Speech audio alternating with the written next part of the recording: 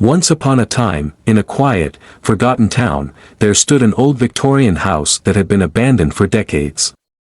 The townspeople never spoke of it, and those who did only whispered about the eerie occurrences that had driven its last inhabitants away. Despite the ominous rumors, a young couple, Ethan and Claire, purchased the house, hoping to restore its former glory.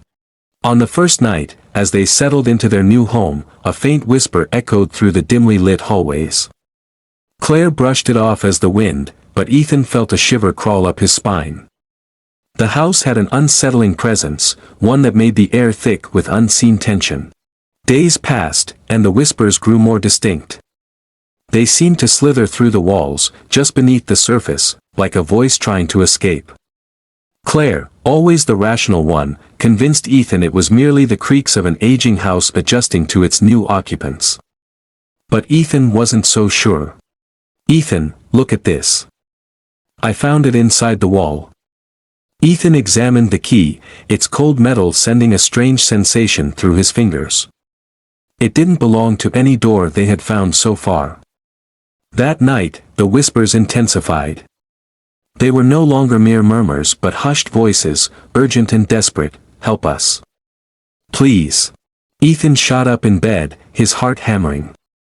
He turned to Claire, but she remained fast asleep, undisturbed by the voices that seemed to seep from the very bones of the house. He rose from bed, gripping the key, and followed the sound.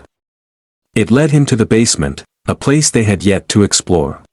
The basement door was heavy, groaning as he pushed it open.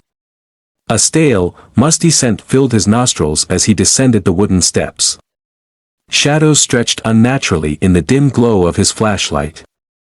As he reached the bottom, he noticed a small, iron door embedded in the stone wall. His fingers trembled as he fitted the key into the rusted lock. With a click, the door creaked open, revealing a narrow tunnel lined with bricks darkened with age. The whispers ceased. Taking a deep breath, Ethan stepped inside. The air was colder, almost suffocating. The tunnel stretched further than he had anticipated, leading him deeper underground. As he walked, he noticed old drawings etched into the walls, symbols he didn't recognize, scenes of people trapped, their hands reaching out in agony. A sudden, sharp cry echoed behind him. He spun around, but there was nothing, just the tunnel, long and empty. His pulse quickened. He pressed forward until he reached another door, smaller but similar to the one before. He pushed it open, revealing a hidden chamber lined with old wooden shelves stacked with decayed books and faded photographs. In the center of the room stood a single wooden chair. Chains hung loosely from its arms, rusted and broken. Ethan's breath hitched as he stepped closer. On the chair was an old diary, its pages yellowed with time. He picked it up and flipped through the fragile sheets. The entries were frantic, scrawled in a shaky hand. "They trapped us here, the house feeds off our voices. No one can hear us. If you find this, please free us." Ethan stumbled back, clutching the diary. He turned and ran, his footsteps echoing through the tunnel. He didn't stop until he reached the basement stairs, slamming the iron door shut behind him. The whispers didn't stop. Claire met him at the top of the stairs, eyes wide with concern. "Ethan. What's wrong?" He held up the diary, his breath ragged. "There's something down there, Claire. People, spirits, trapped." Claire hesitated before taking the diary. As she flipped through the pages, He held up the diary, his breath ragged. "There's something down there, Claire. People, spirits, trapped." Claire hesitated before taking the diary. As she flipped through the pages, her expression darkened. She traced a finger over one of the names written repeatedly in the entries. This was my grandmother's name. The realization hit like a bolt of lightning. Claire had never mentioned her family's history, nor had she known much about it.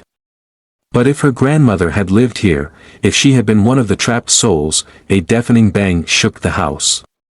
The lights flickered wildly. The walls seemed to breathe, the whispers growing to anguished cries. The air was heavy with the weight of the past. Ethan grabbed Claire's hand. "We have to do something." We have to set them free. Claire nodded, determination replacing her fear. They ran back to the basement, the house resisting their every step. As they reached the iron door, Ethan yanked it open, the tunnel's cold breath washing over them. Claire stepped forward, raising the diary. Tell us what to do. The whispers merged into one voice, guiding them. Ethan took one of the rusted chains from the chair and wrapped it around the book, placing it on the ground.